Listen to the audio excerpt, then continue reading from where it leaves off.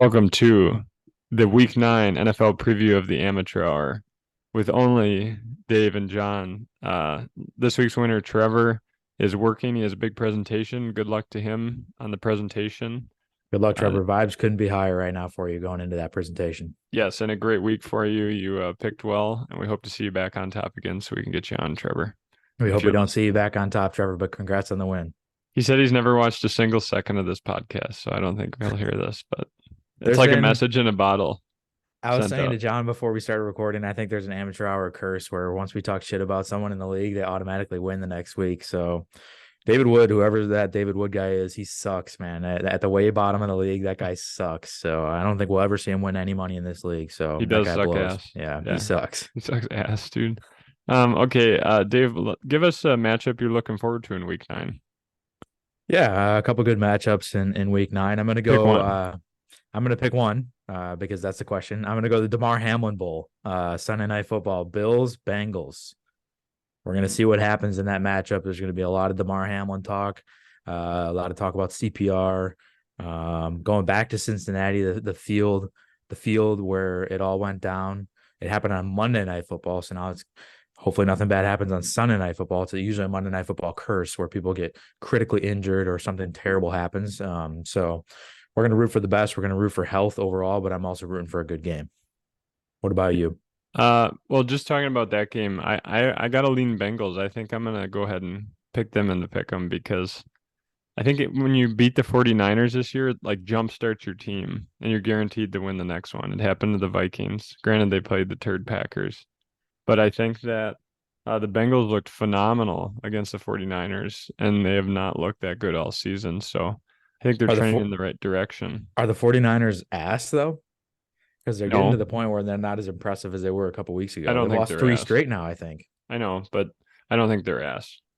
Not ass, but They're not, they don't, the defense is not as good as last year because they lost that defensive coordinator to the Texans. He's the head coach there now, that D'Amico Ryan. yeah, that's a big loss. Um, but I just think it looked like I watched a lot of that game, and Joe Burrow and Jamar Chase are on the same page. And when that happens, that can be scary, you know? Yeah, they can be dangerous when those guys are Right. humming. And the Bengals offense is starting to figure it out. Their defense is playing really well. Holding the Niners to 17 points is always impressive.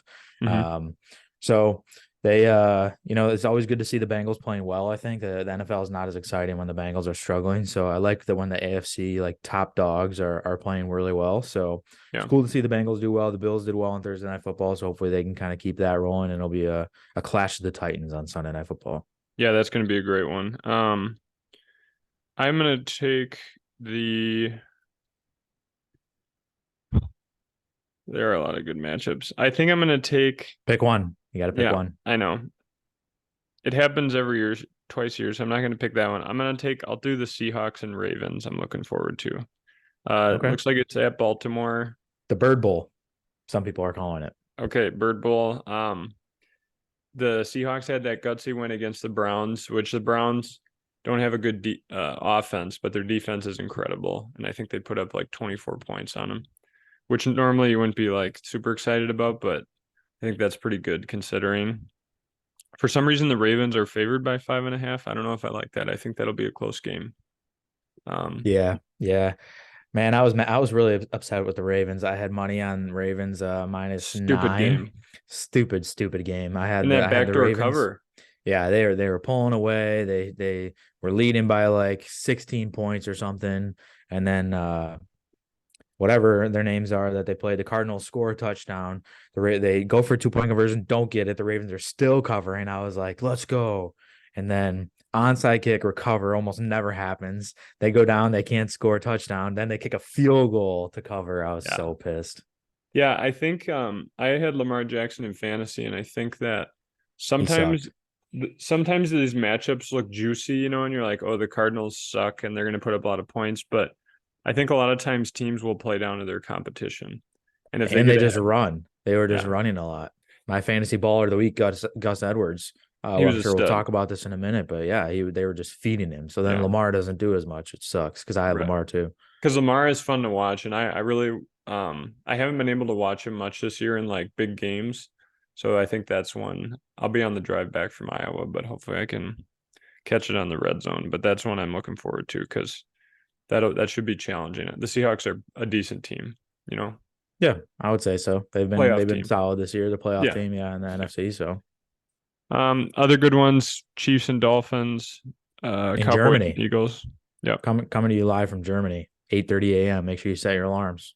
Yeah, and Cowboys and Eagles. So I think this week is a lot better than last week's matchups. There weren't many like on paper good looking ones last week, you know. Yeah, So yeah, that's very true. Dave, who's your lock of the week for week 9?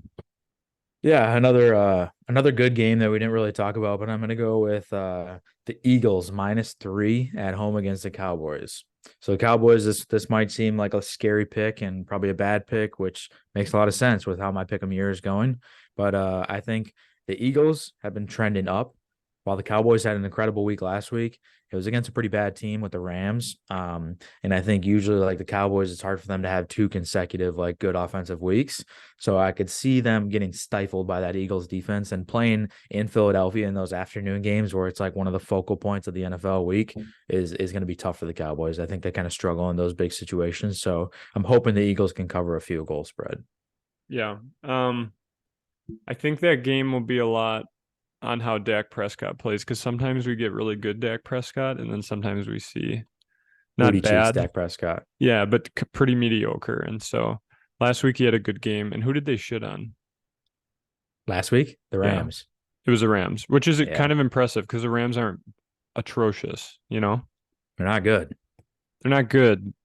And actually that kind of segues in, if you don't mind. My lock of the week is going to be the Rams +3 at Lambeau because No, that's the reverse Packers psychology. the Packers, no, it's not. The Packers are atrocious. They keep getting favored in games, and I don't know why. They can't score. Dave, they're averaging 2 points in the first half So through 8 weeks. you always put me on the spot to talk about the Bears, especially in my most vulnerable moments. So I'm gonna do the same for you. What was it like in that stadium? What were the vibes like? You know, watching the Vikings play the Packers and kind of beat up on the Packers. How were you feeling as a Packers fan? How was the whole crowd feeling? Were people leaving early? Were people booing? How did it go? Yeah, it was deflating. People left early. It was not, it was like the opposite of the Saints game. The Saints game was fun, and I always try to remember that game. But Carla kept yelling at me because I kept saying, "Oh, great, here we go. I'm sure it's going to be another, shitty run for 2 yards with AJ Dillon up the middle instead of giving the ball to Aaron Jones." Why did they So not give the ball to Aaron Jones? He's still yeah, injured. I don't get it. He's the best player on the team. yeah. If people don't know, Aaron Jones is by far and away the best player on the team, and they give him like 8 or 10 touches a game. And Matt LaFleur says, well, he's just not healthy enough. Well, then fucking rest him for 2 weeks so he's fully healthy. This is it's sad to watch because he is like the only electric player. The wide receivers, if you look at, so I really like Jaden Reed, but I didn't realize this in contested catches, he's like 0 for 8. They had a couple drops this past week. Yeah. Bad drops too. Like, I was at the sports book, so they had like a set of four TVs, and I was on the left hand side, so I was looking right at a set of four TVs. And they have a huge screen TV, and then they have a set of four TVs, and the Vikings Packers was the way top right, so I couldn't really see it at all. But I saw some highlights after. They had a lot of drops, like in the red zone, and Jordan Love was throwing some decent balls, and they were dropping them. yeah, and Jordan Love is no Aaron Rodgers. I mean, that's pretty clear. I don't think maybe he at one time, maybe if he develops enough, he could be a top 12 or 14 quarterback, someone like Derek Carr. But I do think he could have hit Devontae Adams last night when Jimmy Garoppolo could not. I'm Yeah, pretty Jimmy G sucks. I'm pretty confident in that. So yeah, so Jordan Love is obviously not Aaron Rodgers. He never really has a great game, but he's not terrible. I don't know, the one interception he threw, I don't know if you saw it. It literally hit Jaden Reed in the hands. He brought it into his chest, and from that point is where the safety stole the ball from him. He ripped it out of his chest. Yes. So the cornerback had his head turned, and I guess apparently Aaron Rodgers always said if you can see the back of the defender's helmet, your wide receiver's open. So he throws it right over the guy's head. It was actually a decent throw. Jaden Reed catches it to his chest, and the Vikings player steals it off, and it's an interception. So that was his only interception. Definitely had some missed throws. He had a couple guys wide open deep that he missed on. They had to dive and it hit their hands. Um, but I think that they need to give the ball to Aaron Jones more. That would be the number one thing they could do to start. And then the number two thing would be fire the general manager and the defensive coordinator and put Matt LaFleur on notice that if you keep calling, Put him in the hot seat. yeah, shitty often. I mean, it's pathetic. We were cheering. Everyone was going nuts. They didn't get a first down till 2 minutes left in the second quarter. Oof. Yeah, So that sucks. like, yeah, so 28 minutes into the game is when they got their first down, and finally the fans get something to cheer about. I know it's a little bit premature, but you guys are 2-5. I mean, we're 2-6. What do you think your biggest offseason needs are at this point? It'll be interesting to see if they have a chance at one of those premier quarterbacks if they go for one. The Packers. You think Jordan Love's gotten enough of an opportunity to see that he's maybe not the guy already? I really don't know. Yeah, I think you can go either way. I mean, if it was, I would like to see him get one more year, but I could understand if you're looking at Caleb Williams, you know, how do you not take that? I Well, actually, they'd have to have the number one overall pick, which is unlikely. yeah, you're right because you have the Panthers and the Bears. So it's a question of if you want like Michael Drake May. Penix. Yeah. I don't even think Drake May will be there for them. I think they're going 1-2 probably. I would like to see them take like Shadur Sanders and just have a quarterback camp battle. Yeah, I mean you could. That's what I'm saying. You could do that, and then you could keep Jordan Love and see like if he works out. But yeah, the problem with Jordan Love is you sat him for so long and like invested so much time into him that like you need to pay him relatively soon. Yeah. Like he doesn't get a lot of playing time before he has to get extended or paid. So you really have to kind of make a pretty quick decision. So that kind of puts them in a tough spot. But I agree. I would like to, if I was the Packers, I would draft a guy in like the third or fourth round, maybe. I wouldn't invest like an early pick like they did with Jordan Love. Because then it's like, okay, if this third or fourth round pick, does really well and performs better than he like maybe like a Sam Howell type of guy, I think he was like a fourth round pick or maybe even fifth round pick. If they do better than expected, that's great. It's lucky for us. If not, we still have Jordan Love, who's like, showed some flashes of having a good season. Yeah, I think I would like a contingency plan, just like a decent second option with potential. Sean Clifford doesn't move the needle for you. No, not Yeah, really. nor should he. Yeah. But I think this may be a different discussion at the end of the season, maybe like the games, maybe the Packers are a second half team, maybe they end up like 6-11 and Jordan Love has some baller games where he just is like where everyone's like, oh shit.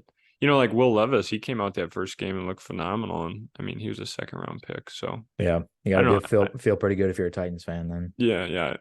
At least there's hope. That's all you want. And I'm still hopeful for Jordan Love, but I do think that the play calls offensively, maybe they're called right and just the execution is not good because everyone's so young. I'm not quite sure, but something with the offense, specifically in the first half, has to change. Yeah. Change anything. You could run Wildcats to Aaron Jones for a couple plays if you want, but Well, John, he's too injured. Matt LaFleur says he's too injured. He's too fragile. Yeah. So I feel like we have to address the elephant in the room. I mean, let's recap the locks of the week that we had last week. yeah. I had Houston -3.5 at Carolina. I put actual money on this. I picked Carolina in the pick 'em, but put actual money on this. They did not cover. Carolina won their first game of the year. It just shows how cold I've been with my picks. Washington, you had Washington +6.5 versus the Eagles, which did not cover. The Eagles covered. And then our special guest had the Chiefs -7.5 at Denver, which was like a crazy upset. So we all lost. That brings our yearly record to me 2-6, you 2-5, and our guest 2-5. Yeah, we just been bad this year. What happened? I mean, last year I did so well, and I don't understand it. I think I started 2-0 too, so I've gone over 6 since. Fuck. Yeah. Yeah, and then how was our fantasy studs? So fantasy studs, I had Gus Edwards. He had 31.4, so great week out of him. You had Adam Thielen 11.2, but you promised me 20. So, Yeah, and then Brees Hall was the last one who had 19.8, but a little bit of I'll throw a little challenge flag on that one, but hey, it's a good pick nonetheless. The Gus Edwards is the best pick though. Yeah, thanks. Okay. Who do you got this week for a fantasy stud? Yeah, Have you looked actually, into it? I went deep in the bag. So I always check the rankings on Fantasy Pros, like the week 9 rankings to see for my league who I'm going to start.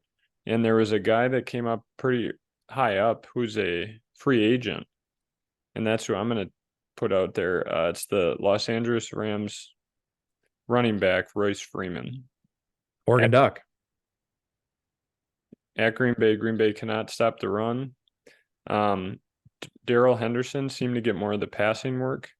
Royce Freeman got more of the run plays, so I think he gets a touchdown or two and maybe puts up like 14, 15 points. Yeah, Royce Freeman, Rolls Royce is what they called him at Oregon. Great running back. Loved him. Loved watching him. That's a good pick. I like it. Okay. I'm rooting for him. Who do you got?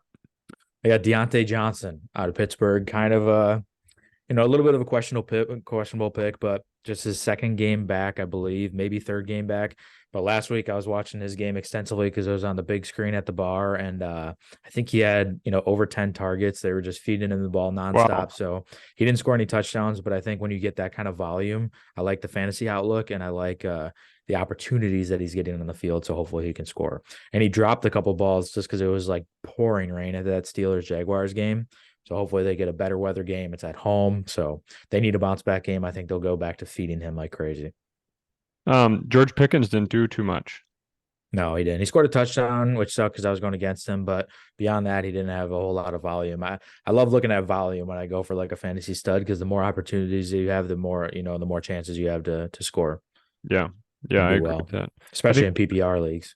That's a really good pick. I looked at some stats last year, and Diontae Johnson was the most wide open wide receiver in the NFL by far. He's a really good route runner. If you watch him, like if you're watching a Steelers game, which they kind of suck to watch, just like keen on Diontae Johnson, he's one of the best route runners in the NFL. Yeah, so good for him. I think he'll do well as well. I don't know if did we talk about what game you were surprised by last week? Oh no, we didn't. But I mean, it has to be the Chiefs game for me. Yeah, because I thought the Broncos suck ass. But yeah, that was up there for me too. I couldn't believe defense looked great for them. How well the Broncos looked. Yeah, defensively 9 points for the Chiefs. I mean, there was a lot of like things coming out before the game that Patrick Mahomes was like sick or something. So I saw this Photoshop. It said Patrick Mahomes flu game, and it was like a Photoshop picture of Jackson Mahomes' face on Patrick Mahomes because he sucked, man. And then I also saw a thing on Twitter. It was like, what is happening with the Chiefs? You ask. Like they have a similar roster. Obviously, they still have Patrick Mahomes. They've been relatively healthy. And then it just was a picture of Matt Nagy's stupid bald face on the sideline. And it was like, oh, yeah, it's Matt Nagy being the offensive coordinator. But I think if you're a Chiefs fan, I don't think you need to be concerned. It's like one game. Yeah, I wouldn't be overly concerned either. They always have those weird fluke games. I feel like they lost to the Colts last year. Like every year, it's like clockwork where they have these like fluke games. And then come playoff time, everyone else has a favorite.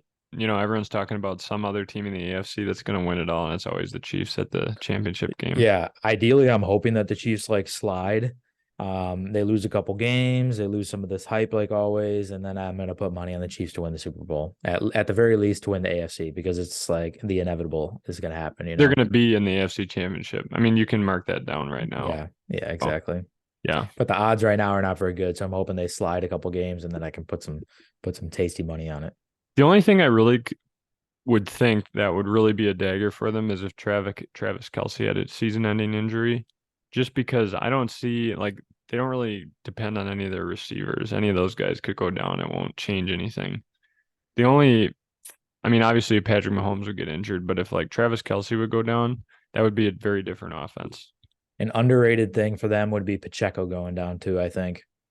He didn't have a very good week this week, but that like they lean on him pretty heavily in the run game. Yeah. And I don't think Clyde Edwards-Helaire would fill in very well. Jerick McKinnon isn't a very big power back. So just the way that Pacheco runs hard and like gets them yards when they need it, he's a really important, underrated part of that offense too. Yeah, he's a angry young stud in the NFL. That's for sure. Did you have a surprise game? Yeah, that was my number one, and then my number two was my lock. So I'll go with the third choice here, which is that we talked about it earlier, but that Bengals Niners game. If you told me like at the beginning of last week, hey, the the Bengals might win, I would be like, okay, I could be convinced of that. But 31-17, like in an NFL game, that's kind of a blowout. Like I Mm. was pretty shocked by that. And the 49ers skid is kind of concerning if you're a Niners fan, but Yeah, I don't know. They've these were all the good. Well, I guess the Vikings aren't that good, but they lost to the Browns, Vikings, and then the Bengals now. All those teams could be in the playoffs. speaking of the Vikings with Kirk Cousins, that's devastating. Yeah, we didn't even know.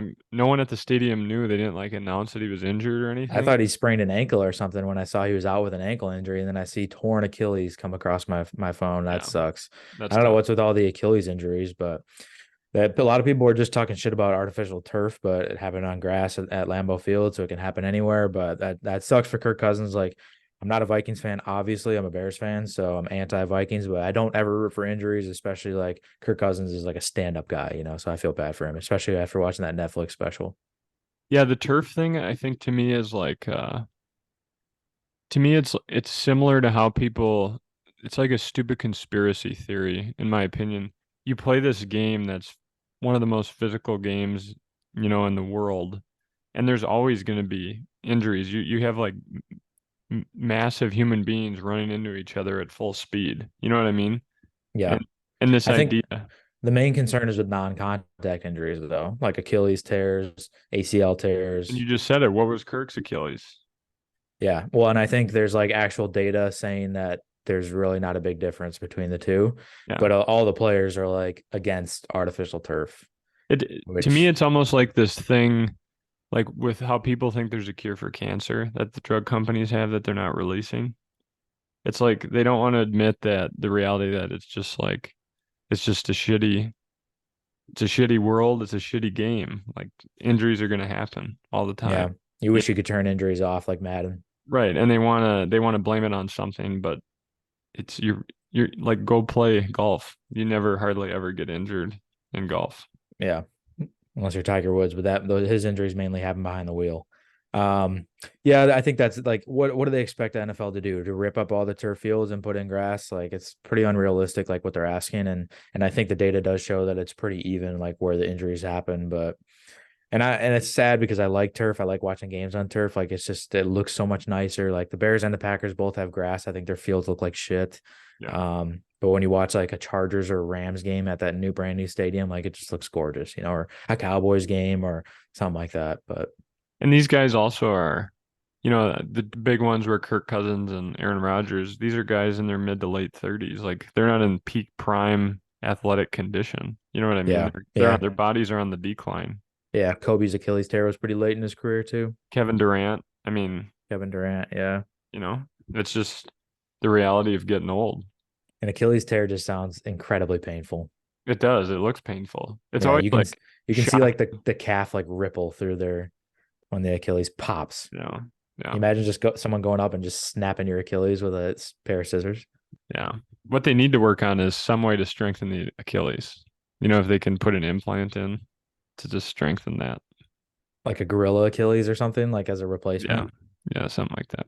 Yeah, I could see that happening someday with Um, like how they did Tommy John surgeries, kind of. yeah. Yeah, just pull a bit of your tendon from your neck or something and throw it down in your Achilles. Your neck Strengthen doesn't it. feel like it would be any stronger. I say we start killing apes and using their Achilles. They probably No. have strong Achilles. No, we're for the apes. We want to keep the apes alive. Okay. Yeah. Hey, do you think there's going to be any big trades? This is the last day. Why are you like ADHD messing with your microphone? It's very distracting. Sorry. I don't know. I just got a notification on Twitter last night that Jalen Johnson is on the trading block. He requested a trade. That's the word I was looking for. Requested. It's early. I was pretty disappointed by that. Actually, devastated is a better word to use. This kind of same ordeal happened with Roquan Smith last year. They couldn't come to an agreement on an extension, and then he requested a trade, and they traded him. So Jalen Johnson's our best corner. He's 24 years old. He's a really solid player. I think, anytime he requests a trade, they're probably going to have no choice but to trade him. I'm sure many teams are going to be chomping at the bit to get him, and I'm worried that they're going to pull the trigger on some BS trade for like a third round pick for him or something stupid, like which is dumb because you drafted him with a first round pick, and then you're going to give him up for nothing when he's still really young, hasn't even had his second contract yet.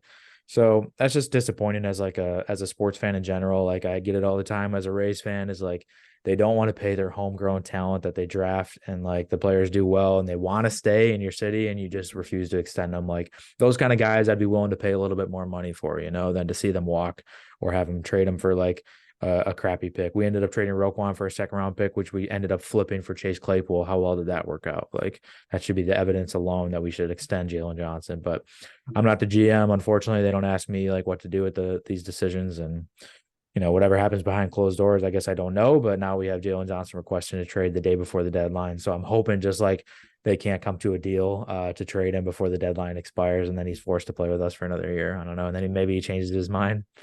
So is it money or he wants to go to a winning team? I think it's money. He wants to be Okay. extended for like more money. He's willing to stay. He wants to stay, and then they don't want to give him like certain money. But he's not asking for like Jalen Ramsey type money. He's just asking for like a fair amount for what he like the skill level he has and how the level that he's played.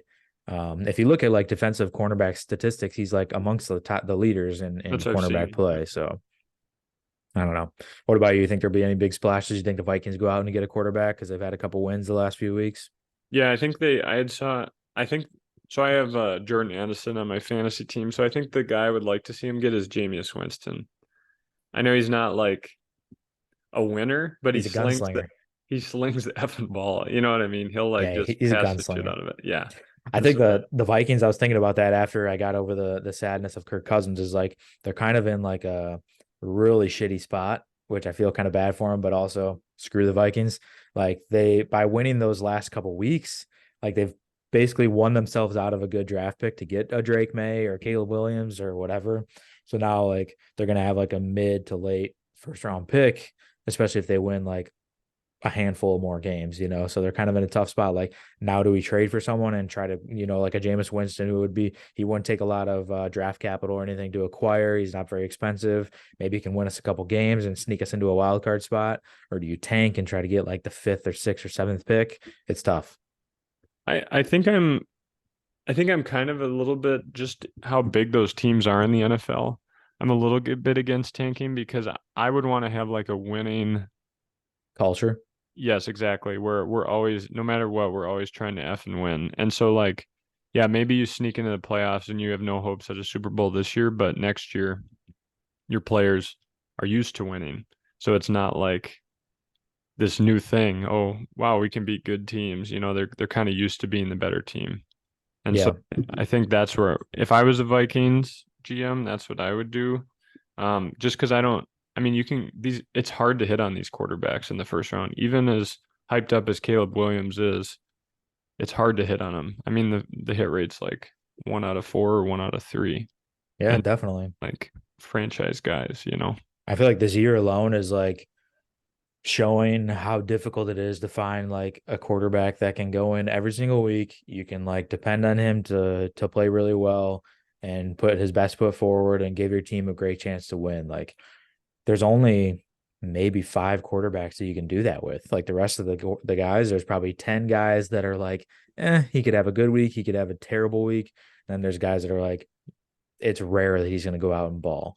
So, like you said, it's really hard to hit on a good quarterback. It's really hard to hit on a great quarterback. So, it's tough. I agree with your winning culture thing, though. You look at the Bears, you look at the Cardinals, like they just don't have this winning culture. I think D'Amico Ryan is doing a good job of flipping that in Houston. Like they didn't have a winning culture. Now he's trying to bring that to Houston. You got to have like that established in the locker room that like the expectation is to go out and win every single game. Like Like, look at the Lions. yeah, So they've flipped to a winning culture. Yeah. so that first year Dan Campbell was there, I think started out like 10-1. They ended up winning 3 games. His second year last year, that last game against the Packers, they could not make the playoffs, but they still came out and beat the piss out of the Packers, and they just continued that winning into this season. Yeah, you just bring up the expectations of everyone in the room and everyone plays a little bit harder. Like Mm-hmm. you don't want to give them the expectation of tanking. Like it just showed like it's disrespectful to your current players because you're like, yeah, we want to tank for a better pick to get some better players on the shit roster. Yeah, And like what's their motivation to tank? Nothing. Like these right. players want to go out there and play well and play hard and make money. So you got to be able to bring that culture to the team. And I think like you hit the nail on the head with Dan Campbell. He does a good job of that. D'Amico Ryan's doing a good job of that. So it's cool to see some of those coaches motivate those players like that. Matt Eberflus does not do that. Matt Eberflus needs to go. Yeah. And I think Eberflus and I think LaFleur, they might give LaFleur one more season, but I think if it's bad again, he'll probably be out the door. In this day and age, I think if we were playing talking in the 80s or 90s, they'd probably give the quarterback and a coach like 4 years to see if they're good. But in professional football, they don't give you that anymore. You maybe have Yeah. 2 years max. And if It's you're it's a win or get fired league in the NFL right now. yeah. And I guess Daniel Jones had many bad years, didn't he? Dan Jones sucks, John. I know you support him and you love him, but he's not a good quarterback. But And I'm they surprised. extended him for like $250 million. That's what I'm saying. I'm surprised he's gotten as long of a leash as he has. I mean, that just shows how difficult it is to find those like average or slightly above average quarterbacks. Like I would say he's average or slightly above average. And Yeah, it's hard to find those guys. Like because it's a hard position to play. it's a really hard position to play. Like Kirk Cousins is a great example too. He's like, I'd say he's above average, but he's not great or elite, but he's like one of those hard quarterbacks to find, you know? Say, would you put Lamar in elite status or right outside of it? I'd put him above average and below elite. So whatever purgatory level that is, like I wouldn't call him elite. I would say there's like 4 or 5 elite quarterbacks. You got to give it to Pat Mahomes. I would say Joe Burrow. I would say Josh Allen. I would say, See, then it gets who tough. am I missing? Because then in the next tier, I would say Lamar, Justin Herbert. I wouldn't. I don't know if I'd put Jalen Hurts elite. I'd put him right No, I under would it. put him with Justin Herbert and Lamar. So maybe three, Yeah, maybe 3 and then because 3 in Russell that next Wilson tier. looks like garbage. No, but he's above average. He's like in that maybe Daniel Jones tier, Yeah, Dak Prescott, like those guys that can go out and win you games, but they're not going to like change your franchise or impact the, like Jared Goff. I'd put him in that above average, maybe even that like in that tier with Herbert and those guys, like in the below elite level, because he's played pretty well this season. he has. Yeah, yeah. And people overlook him a lot, kind of talk shit about him, but he's done a good job. Um, yeah. So I don't know if there will be any big moves. I think there were a lot of big moves last year, right at the deadline. But Trevor Lawrence, he's in that Herbert, I think. yeah. Oh, Tua, I'd put up there. I forgot Yeah. about. Would you I put get, him elite or in the thing below? Yeah, I would put him in the tier below. but the thing with all these guys is that I think people overlook is you have to have a star receiver, and it elevates these quarterbacks so much. You know what I mean? Like look Yeah, at Tua before he got Tyreek Hill was pretty average, but now when like half the time Tyreek Hill is going to be effing wide open 10 yards ahead of the guy. I mean, yeah, if you can work in practice on just getting his speed, and that's probably got to be tough too because Tyreek Hill runs so much faster than everyone else. Like imagine if you and I ran a route next to Tyreek Hill, the difference on where you'd have to put the ball. yeah, yeah. That's definitely difficult with timing, and it also like Tyreek Hill came over at the same time as Mike McDaniel, right? So it's like the chicken or the egg, like. But I think True. they work in sync where he puts Tyreek Hill and Jalen Waddle in positions to succeed, and Tua has done a good job of giving them those opportunities and connecting with them on those chances. So I think it's a combination of the both things. You know, getting a good offensive mind in there, a good offensive scheme, which I worry about the Packers if they got rid of Matt LaFleur. I mean, I would like it as a Bears fan because I think Matt LaFleur is a good coach and a good offensive mind, one of these like young offensive minds in the NFL. Um, their roster just hasn't been quite where it has been like when they were more successful and when they had one of the greatest quarterbacks of all time. So And one of the I greatest wide receivers in the past 10 one of the years. best wide receivers. So I think you need to cut him a little bit more slack. It's hard to find like those really good offensive minds now these days too. So Because I don't know.